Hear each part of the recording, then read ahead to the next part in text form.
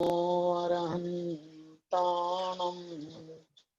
नमो सिद्धाणं नमो आयर्याणं नमो उवध्यायाणं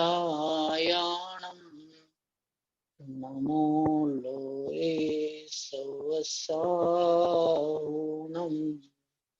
मंगलम भगवान वीरो मंगलम गौतमो मुनि मंगलम कुंद कुंदार्यो जैन धर्मोस्तु मंगलम सर्वमंगल मांगल्यम सर्वकल्याणकारकम प्रदानं सर्वधर्माणां जैनं जयतु शासनं जैनं जयतु शासनं जैनं जयतु शासनम्। नमः श्रीवर्धमानाय निर्धूतकलिलात्मने सालोकानां त्रिलोकानां यद्विद्यादर्पणायते अनन्तधर्मणस्तत्त्वं पश्यन्ति प्रत्यगात्मनः अनेकान्तमयी मूर्तिर्नित्यमेव प्रकाशताम् निसंग है जो वायु सम निर्लेप है आकाश से निज आत्मा में ही विहरते जीवन न पर की आस से जिनके निकट सिंहादि पशु भी भूल जाते क्रूरता उन दिव्य गुरुओं की अहो कैसी अलौकिक शूरता। जिनवाणी माता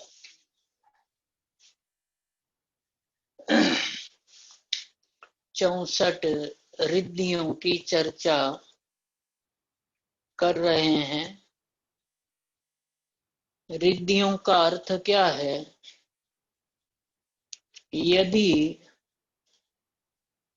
अचिंत्य शक्ति कैसी होती है उसको जानना हो तो रिद्धियों को अवश्य जानना चाहिए। और ये रिद्धियां मुनिराजों को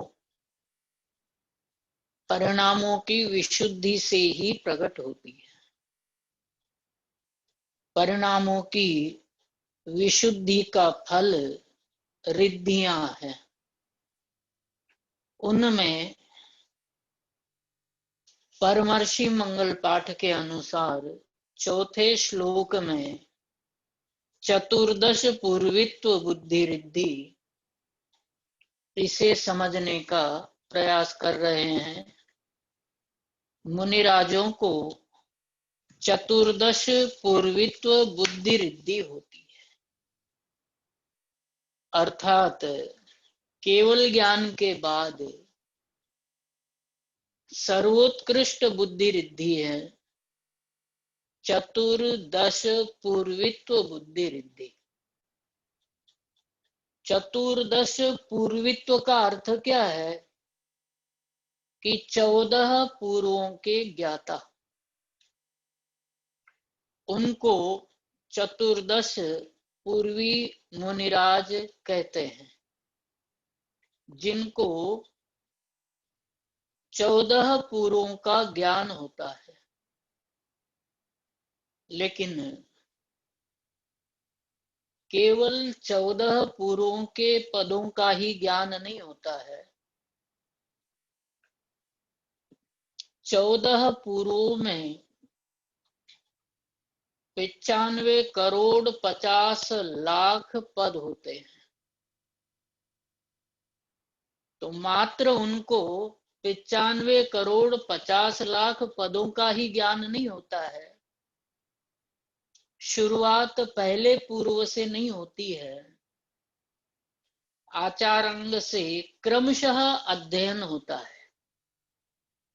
अध्ययन क्रमशः होता है, इसलिए 14 पूर्वों का ज्ञान मात्र होता है ऐसा नहीं। वो पहले अंग से पढ़ते हुए 11वें अंग तक पढ़ते हैं। 11वें अंग तक उनको 4 करोड़ 15 लाख 2000 पदों का ज्ञान हो जाता है, क्योंकि पहले अंग से लेकर के 11वें अंग तक, आचारांग से लेकर के पहला अंग आचारांग, 11वां अंग विपाक सूत्र। पहले अंग से 11वें अंग तक मुनिराज अध्ययन करते हैं, तो 11 अंगों का अध्ययन पूरा हो जाता है। पदों की दृष्टि से उनको 4 करोड़ 15 लाख 2000 पदों का ज्ञान हो जाता है। 11 अंग पढ़ने के बाद 4 करोड़ 15 लाख 2000 पदों का ज्ञान हो गया। उसके बाद 12वां अंग पढ़ना प्रारंभ करते हैं, तो 12वें अंग का नाम दृष्टिवाद। दृष्टिवाद के 5 भेद। पहला भेद परिकर्म, दूसरा भेद प्रथमान योग, तीसरा भेद सूत्र। इन तीनों को पढ़ने के बाद, इनका अध्ययन करने के बाद फिर क्रम आता है, नंबर आता है पूर्व का। इसको पूर्व भी कहते हैं, पूर्वगत भी कहते हैं। तो मुनिराजों ने परिकर्म का अध्ययन किया। परिकर्म में 1 करोड़ 81 लाख 5000 पद होते हैं। इतने पदों का ज्ञान कर लिया, अर्थात परिकर्म का ज्ञान कर लिया। फिर बाद में दूसरे क्रमांक पर प्रथमान योग है। सबसे कम पद प्रथमान योग के 5000 हैं। फिर सूत्र पढ़ते हैं, सूत्र का अध्ययन करते हैं। सूत्र में 88 लाख पद हैं, उनका अध्ययन उनको हो जाता है। उसके बाद पूर्वों का ज्ञान प्रारंभ करते हैं। पहले पूर्व का नाम उपपाद, उत्पाद पूर्व या उपपाद पूर्व। अग्रायणी पूर्व दूसरे का नाम। तीसरे का नाम वीर्य प्रवाद। चौथे का नाम अस्ति नास्ति प्रवाद पूर्व। चौथे का नाम ज्ञान प्रवाद पूर्व। पांचवे का नाम सत्य प्रवाद पूर्व।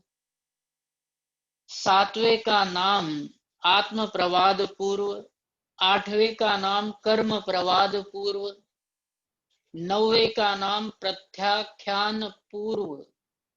और सबसे चर्चित विषय 10वें पूर्व में आता है, जिसका नाम है विद्यानुवाद पूर्व। विद्याओं का इसमें विस्तार से वर्णन है, मंत्र तंत्र आदि का। इससे पूर्व जिन मुनिराजों को अर्घ्य चढ़ाया वो अभिन्न 10 पूर्वी मुनिराज होते हैं। ये 10वां पूर्व है विद्यानुवाद पूर्व। 1 करोड़ 10 लाख पद इसमें होते हैं। 11वें नंबर का पूर्व है कल्याणवाद पूर्व। 12वें नंबर का प्राणावाद पूर्व। 13वें नंबर का है क्रिया विशाल पूर्व।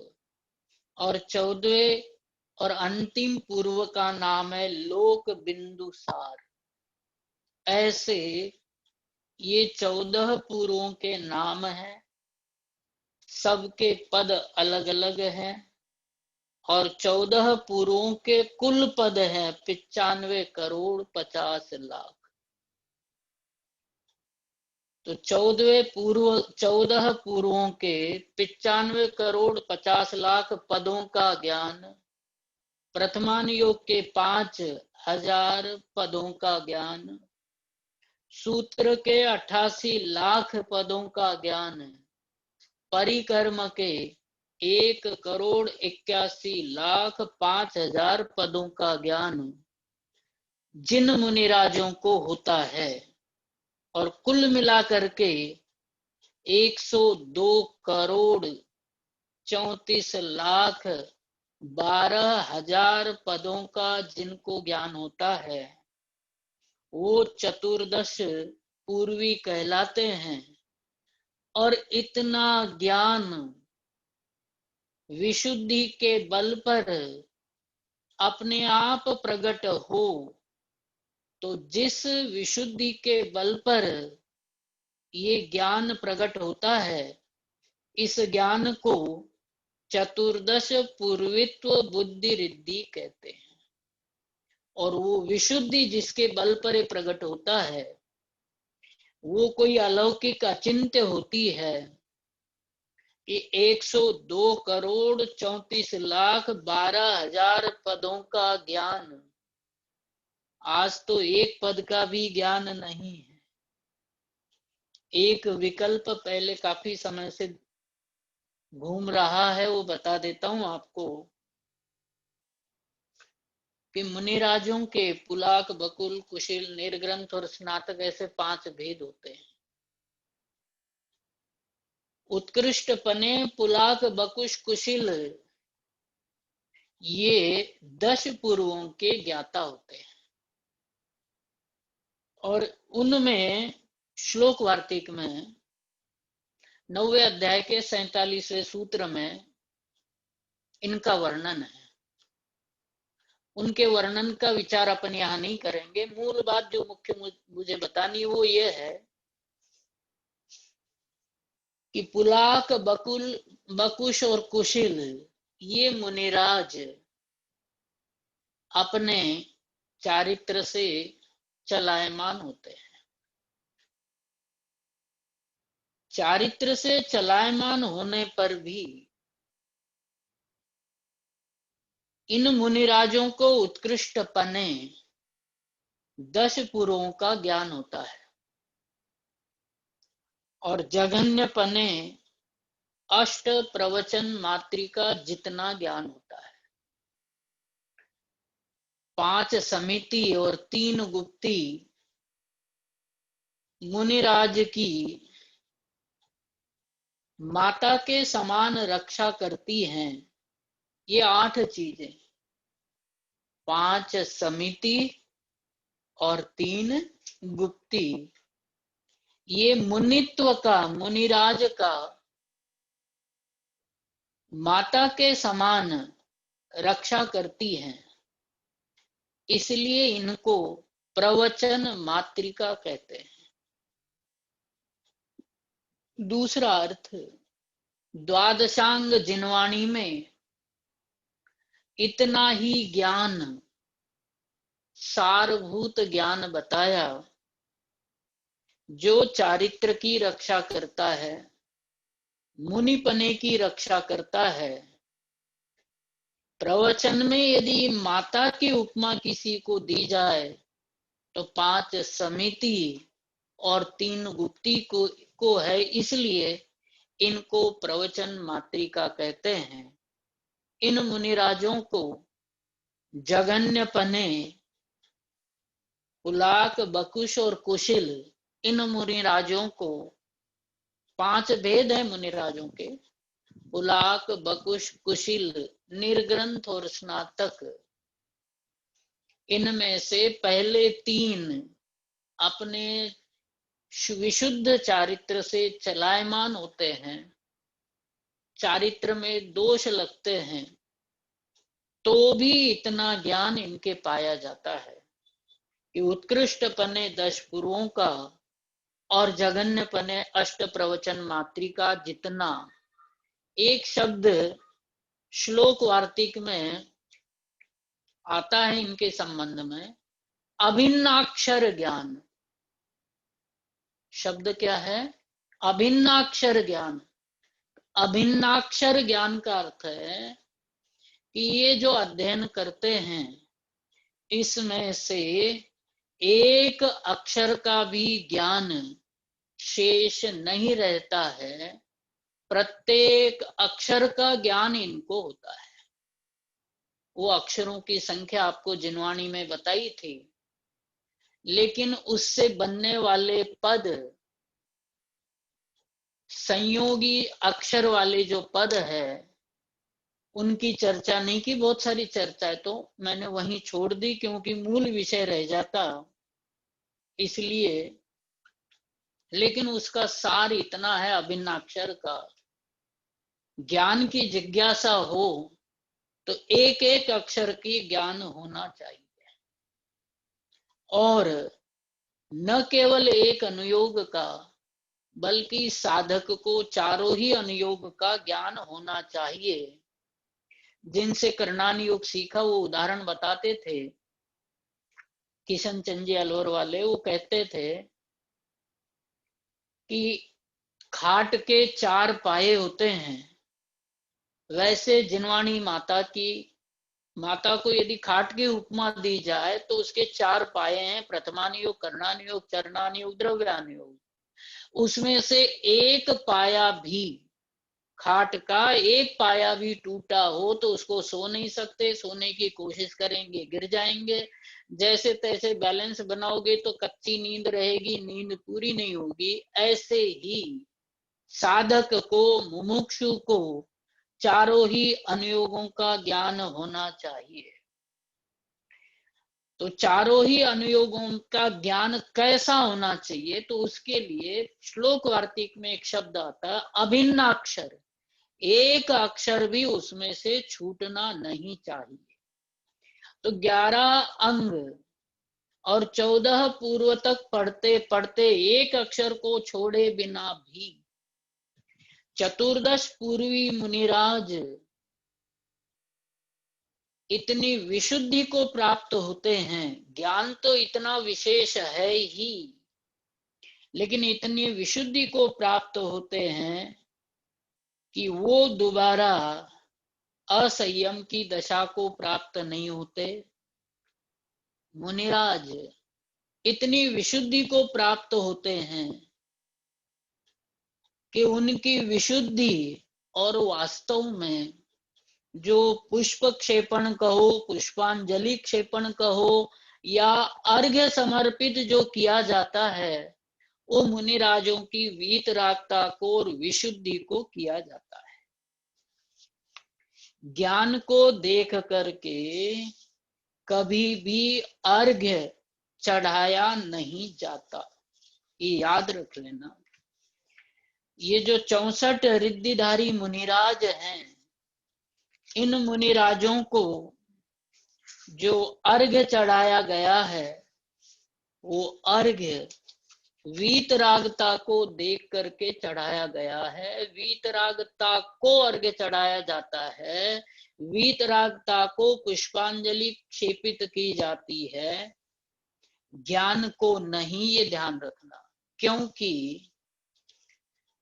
5वें ब्रह्म स्वर्ग में लौकांतिक देव होते हैं और पंच कल्याण के अवसर पर इनके बारे में विशेष चर्चा आती है। 5वां ब्रह्म स्वर्ग है। ब्रह्म स्वर्ग की दिशाओं और उपदिशाएं, पूर्व पश्चिम आदि दिशाएं, अग्नि नैऋत्य आदि विदिशाएं, इन विदिशा और दिशाओं के अंत में इनके विमान होते हैं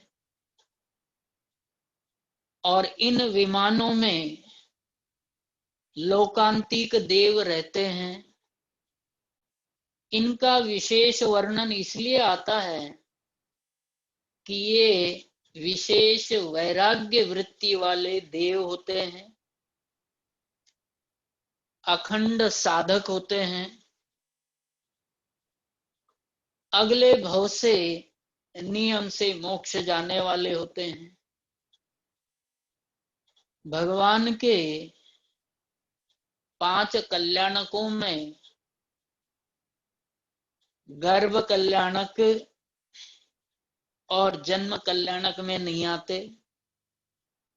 अन्य देव आते हैं, 16वें स्वर्ग तक के देव आते हैं, लेकिन ये नहीं आते 5वें स्वर्ग में होते हुए भी। वैराग्य इनके रग रग में बसा हुआ होता है। वैराग्य प्रवृत्ति के होते हैं। जब तीर्थंकर भगवान के मतलब तीर्थंकर का जीव जब गृहस्थ अवस्था में होता है, निमित्त पाकर के वैराग्य को प्राप्त होता है और दीक्षा लेने वाला होता है, तब तीर्थंकर के जीव को वैराग्य प्रकट होने के बाद उनके वैराग्य का अनुमोदन करने के लिए आते हैं। अगले भव से मोक्ष जाने वाले हैं। और ये जो लोकांतिक देव हैं, त्रिलोक सार के अनुसार 14 पूर्व धरा, 14 पूर्वों के ज्ञाता होते हैं। कैसे होते हैं लोकांतिक देव? त्रिलोक सार के अनुसार गाथा 540 है, ये आप भी देख लेना, पक्का कर लेना। कहीं गाथा संख्या में गड़बड़ हो तो मुझे भी सूचित कर देना। 540 नंबर की गाथा है। लौकांतिक देव 14 पूर्व धरा, 14 पूर्व के ज्ञाता होते हैं। पड़ी बोह परा, तीर्थंकर के जीव के जो उनका अंतिम भव है, उस तीर्थंकर के जीव के वैराग्य का अनुमोदन करने के लिए आते हैं। वैराग्य का अनुमोदन करने वाले होते हैं और ये नियम से अगले भव से मोक्ष जाने वाले हैं। जैसे सर्वार सिद्धि के देव हैं, अगले भव से नियम से मोक्ष जाते हैं। सभी दक्षिणेंद्र जितने भी है वो लौकांतिक स्वर्ग के, ब्रह्म स्वर्ग के लौकांतिक देव। इंद्र के चारों ही यम वरुण जो दिक्पाल हैं, ये भी नियम से इंद्र की मुख्य इंद्राणी सची इंद्राणी, वो भी नियम से मोक्ष जाती है। इस रिद्धियों के प्रकरण में केवल इतनी बात मुझे बतानी थी कि 14 पूर्वों का ज्ञान जिनको होता है उनको अर्घ्य समर्पित किया है, लेकिन उनके ज्ञान को अर्घ्य समर्पित नहीं किया। उनके परिणामों में जो विशुद्धि है, वीतरागता है, उसको अर्घ्य समर्पित किया। क्यों? क्योंकि लौकांतिक स्वर्ग के जो ब्रह्म स्वर्ग के जो लौकांतिक देव हैं, उनके भी 14 पुरों का ज्ञान पाया जाता है। उनको यहाँ पर अर्घ्य समर्पित नहीं किया, क्योंकि देव पर्याय में अनुव्रत भी नहीं होते हैं, महाव्रत तो बहुत दूर की बात। और पार्श्वनाथ चरित्र में और अष्टपाहुड़ में स्पष्ट रूप से लिखा हुआ है कि असंयमो न वंदनीय, कि जो असंयमी होता है वो वंदनीय नहीं होता है। इसलिए लौकांतिक देवों को भले ही वो सर्व पूर्वधर हैं, 14 पूर्वों के ज्ञाता है, फिर भी उनको अर्घ्य समर्पित नहीं किया गया, क्योंकि जो अर्घ्य समर्पित किया जाता है वो संयमियों को ही किया जाता, और यदि ज्ञान को देख करके अर्घ्य समर्पित किया जाता तो लौकांतिक देवों को भी अर्घ्य समर्पित करना चाहिए, परंतु उनका यहाँ ग्रहण नहीं किया गया। जो मुनिराज 14 पूर्व के धारक होते हैं, ऐसे मुनिराज इतनी विशुद्धि को प्राप्त होते हैं कि वो कभी दोबारा मिथ्यात्व को प्राप्त नहीं होते, दोबारा मिथ्यात्व में नहीं आते। षटखंडागम में स्पष्ट लिखा है कि 14 पूव हरो मिच्छत्तम न गच्छति तम्मि भवे असंयमं च न परिवज्जति एसो एदस्य विशेषो। 14 पूर्वधारी की 3 विशेषताएं कि वो कभी मिथ्यात्व को प्राप्त नहीं होता।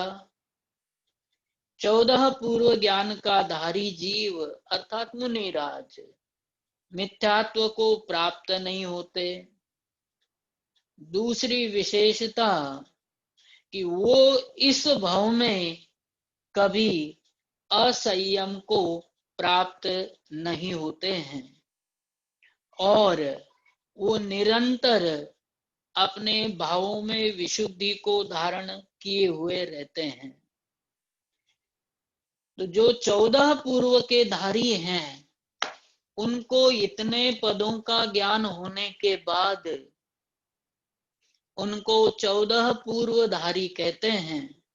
और 14 पूर्वधारी मुनिराज, और इससे पहले 13वें नंबर की बुद्धि रिद्धि आई थी, प्रज्ञा श्रमणत्व बुद्धि रिद्धि।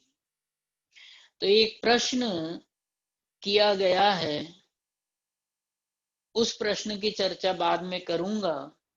एक प्रश्न आपके दिमाग में भी आ रहा होगा कि यहाँ रिद्धिधारी मुनिराजों को नमस्कार कर रहे हैं, उनको ही पुष्प क्षेपण करते, उनको ही अर्घ्य समर्पित करते हैं, सामान्य मुनिराज की तो कोई पूछ ही नहीं है। ये प्रश्न धौला में किया गया। ये प्रश्न इस तरीके से किया गया कि बुद्धि रिद्धियों में जिनवाणी के ज्ञान के आधार पर केवल 2 ही बुद्धि रिद्धियां हैं। ये याद रखना कि 18 बुद्धि रिद्धियों में द्वादशांग जिनवाणी के ज्ञान के संबंध में 2 ही बुद्धि रिद्धियां हैं। एक तो 10 पूर्वित्व बुद्धि रिद्धि और दूसरी 14 पूर्वित्व बुद्धि रिद्धि। इनसे नीचे किसी मतलब पहला अंग पढ़ने वाले को नाम लेकर नमस्कार नहीं किया, दूसरा, तीसरा, चौथा, पांचवा, और यहां तक कि 12वें अंग में परिकर्म, प्रथमान योग सूत्र, इनको पढ़ने वाले को भी न नमस्कार किया, न पुष्पांजलि क्षेपित की, न अर्घ्य चढ़ाया। तो प्रश्न होना चाहिए, और अपनी बुद्धि में प्रश्न उत्पन्न होने से पहले, जैसे मैं बताऊं उससे पहले ही प्रश्न उत्पन्न हो जाना चाहिए था। पहली बात तो ये समझ लेना कि जिनवाणी के ज्ञान से संबंधित 2 ही बुद्धि रिद्धियां हैं, 10 पूर्वित्व बुद्धि रिद्धि, 14 पूर्वित्व बुद्धि रिद्धि। जैसे हमने कुंद कुंद के पंच परमागम पढ़े, अब पंच परमागम मतलब वो परमागम से संबंधित ज्ञान हुआ, ऐसे ही जिनवाणी से संबंधित 2 ही रिद्धियां हैं, 10 पूर्वित्व बुद्धि रिद्धि, 14 पूर्वित्व बुद्धि रिद्धि। अब इनमें पहला अंग पढ़ने वाले को अर्घ्य समर्पित नहीं किया, दूसरे वाले को नहीं किया, तीसरे सीधे डायरेक्ट 12वें अंग पढ़ने वाले, उसमें भी 14 पूर्व पढ़ने वालों को और 10 पूर्व पढ़ने वालों को नमस्कार किया। और उसमें भी 10 पूर्व जिनका ज्ञान कम होता है और 14 पूर्व जिनका ज्ञान ज्यादा होता है, तो वीरसेन स्वामी ने स्वयं प्रश्न उत्पन्न किया कि यहाँ आपने 10 पूर्व वाले को पहले नमस्कार किया और 14 पूर्व वाले को बाद में नमस्कार किया। होना क्या चाहिए कि जिसको ज्यादा ज्ञान है और जो कभी मिथ्यात्व को प्राप्त नहीं होगा और असंयम को भी प्राप्त नहीं होगा, इसका मतलब नियम से उसी भव से मोक्ष जाएगा। ऐसे जीव को तो बाद में, ऐसे मुनिराज को तो बाद में नमस्कार किया, और 10 पूर्व जिनका ज्ञान कम है उनको पहले नमस्कार किया। ये तो अच्छी बात नहीं है। 14 पूर्व ज्ञान धर को बाद में नमस्कार करना ठीक नहीं है। उनका ज्ञान ज्यादा है, कभी मिथ्यात्व को प्राप्त नहीं होंगे, असंयम को प्राप्त नहीं होंगे, ऐसे को नमस्कार पहले करना चाहिए था। 10 पूर्व ज्ञानधारी जो कि पुलाक, बकुश, कुशिल आदि मुनिराज भी होते हैं और वो संयम में दोष लगाने वाले होते हैं, उनको भी नमस्कार किया। भिन्न 10 पूर्वी को तो अलग कर दिया, कोई बात नहीं, तो इनको पहले नमस्कार करना चाहिए था। प्रश्न समझ में आ गया। अब वीरसेन स्वामी जी धौला में उत्तर ये देते हैं कि पहले ये बताओ कि हमने नमस्कार किसको किया, कि अभिन्न 10 पूर्वी को किया। कि अभिन्न 10 पूर्वी को हमने पहले नमस्कार क्यों किया, चतुर्दश पूर्वी वाले को बाद में नमस्कार क्यों किया? तो कहते हैं कि ये आपकी बात सही है कि चतुर्दश पूर्वित्व बुद्धि वाले मुनिराज विशेष विशुद्धि वाले होते हैं, मिथ्यात्व को कभी प्राप्त नहीं होंगे, उस भव में असंयम को कभी प्राप्त नहीं होंगे, वैराग्य प्रवृत्ति के विशेष होते हैं, ये सब जान लिया। लेकिन उनसे भी पहले 10 पूर्वी को हमने नमस्कार इसलिए किया कि जो अभिन्न 10 पूर्वी मुनिराज है उन्होंने विद्याओं के लोभ का त्याग किया। 1200 विद्याओं के देवता आकर नमस्कार करते हैं, स्वरूप बताते हैं। उनके त्याग की महिमा को बताने के लिए, त्याग की महिमा विशेष है इस बात को बताने के लिए, इस बात को शिष्य को समझाने के लिए हमने 10 पूर्वी मुनिराज को पहले नमस्कार किया, चतुर्दश पूर्वी मुनिराज को बाद में नमस्कार किया, क्योंकि हमें त्याग की महिमा बतानी थी। ये तो हो गई एक बात। दूसरी बात, 64 रिद्धियों में विशेष विशेष को नमस्कार किया। अब जिसने पहला अंग पढ़ा ऐसे मुनिराजों को नमस्कार किया कि नहीं किया? तो कहते हैं उनको भी हमने नमस्कार किया। साहब यहां तो लिखा नहीं है। भले ही नहीं लिखा हो तो भी समझ लेना, एक सिद्धांत है, हस्तिपदे सर्वे पदाः निमग्नाः, संस्कृत का समझाने का एक सिद्धांत है। किसी बात को समझाने के लिए दृष्टांत का सहारा लेते हैं, कभी उदाहरण का सहारा लेते हैं। और क्षत्र चूड़ामणि में एक कहावत है कि दृष्टांते नहीं स्फुटा मति, यदि किसी बात को उदाहरण के द्वारा समझाया जाए तो शिष्य की बुद्धि खिल जाती है, उसकी बुद्धि में विषय खिल जाता है। जैसे सूर्य के उदय से कमल खिलते हैं, वैसे ही दृष्टांत के द्वारा शिष्य की बुद्धि खिलती है, इसलिए दृष्टांत दिए जाते हैं। ऐसा ही एक दृष्टांत बताया कि हस्तिपदे सर्वे पदाः निमग्नाः, कि हाथी के पैर में बाकी सभी प्राणियों के पैर समा जाते हैं।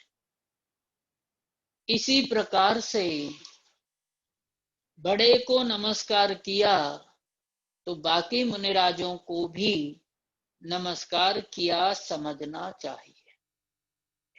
कि यहाँ पर इन दो को ही नमस्कार क्यों किया, ये प्रश्न कर सकते हो। क्योंकि द्वादशांग जिनवाणी में से 10 पूर्वधारी मुनिराज को और चतुर्दश पूर्वधारी मुनिराज को ही नमस्कार किया, तो दो को ही नमस्कार क्यों किया, ये प्रश्न कर सकते हो। तो इसका उत्तर पहले भी दिया जा चुका है कि दोनों प्रकार के जो मुनिराज हैं, अभिन्न 10 पूर्वी और चतुर्दश पूर्वी, जब इनके अध्ययन पूरा हो जाता है, कायोत्सर्ग में लीन रहते हैं, किसी प्रकार से चारित्र से चलायमान नहीं होते हैं, तब 4 निकाय के देव आकर के वाद्य यंत्रों के साथ इनकी पूजन करते हैं। तो पूजन आदि तो एक तरफ, उसका आशय ये है कि जिन वचनों पर द्वादशांग में 2 ऐसे स्थान है जहां जिन वचनों पर श्रद्धान विश्वास उत्पन्न होता है कि ज्ञान सच्चा वही है जो वीतरागता से चलायमान न करे, ये दोनों मुनिराज उसके प्रत्यक्ष उदाहरण है। सच्चा ज्ञान, यथार्थ ज्ञान वही है जिस ज्ञान को कषायें अपनी ओर आकर्षित न करे, लोभ आदि अपनी ओर आकर्षित न करे। ये दो स्थान ऐसे हैं जहां पर ये बातें सिद्ध होती है कि इनका यथार्थ ज्ञान है, वास्तविक ज्ञान है, सत्य ज्ञान है। क्योंकि ये दोनों ही मुनिराज कभी कषायों की ओर आकर्षित नहीं होते, कषाय इनको अपनी ओर आकर्षित नहीं करती। इसी वजह से इनके विशेष वैराग्य की अनुमोदना के लिए, इनके विशेष वैराग्य की भक्ति के लिए चारों निकाय के देव आकर के इनको नमस्कार करते हैं, इनकी वाद्य यंत्रों के साथ पूजन करते हैं।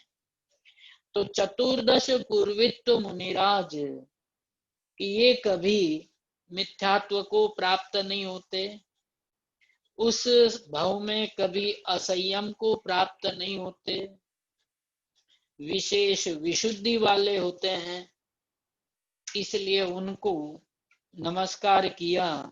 और एक प्रश्न के बाद ये चर्चा पूरी कर लेते हैं, इसको विस्तार तो और भी है कि प्रज्ञा श्रमणत्व बुद्धि रिद्धि और चतुर्दश पूर्वित्व बुद्धि रिद्धि, इन दोनों में क्या अंतर है।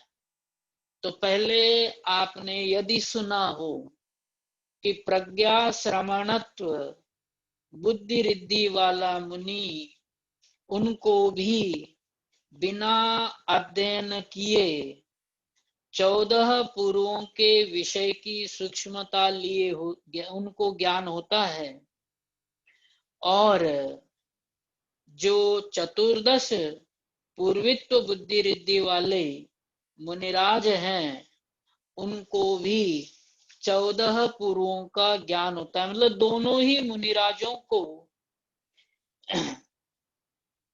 चतुर्दश पूर्वित्व बुद्धि रिद्धिधारी मुनिराज को और प्रज्ञा श्रमणत्व बुद्धि रिद्धिधारी मुनिराज को, दोनों को ही 14 पूर्व तक का ज्ञान होता है। फिर इन दोनों में अंतर क्या है कि प्रज्ञा श्रवणत्व बुद्धि रिद्धि में और चतुर्दश पूर्वित्व बुद्धि रिद्धि में अंतर क्या है।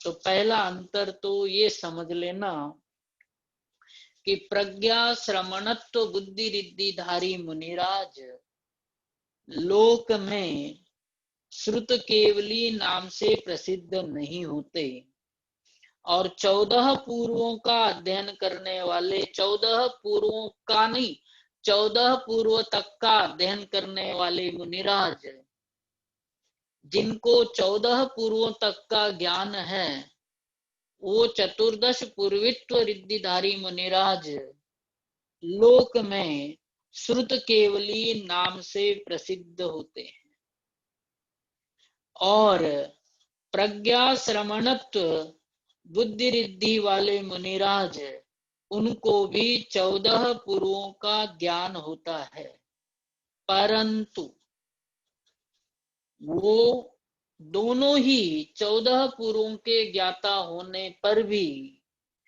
चतुर्दश पूर्वित्व रिद्धिधारी मुनिराज श्रुत केवली कहलाते हैं और प्रज्ञा श्रवणत्व बुद्धि रिद्धिधारी मुनिराज श्रुत केवली नहीं कहलाते। दूसरी बात कि चतुर्दश पूर्वित्व बुद्धि रिद्धिधारी मुनिराज 14 पूर्वों का विशेष सूक्ष्मता लिए हुए ज्ञान उनको होता है। एक कठिन उदाहरण आपके सामने बता देता हूं कि अवधि ज्ञान का क्षेत्र तो अधिक है, असंख्यात लोक प्रमाण अवधि ज्ञान का क्षेत्र है और मन पर्याय ज्ञान का 45 लाख योजन मात्र ही क्षेत्र है।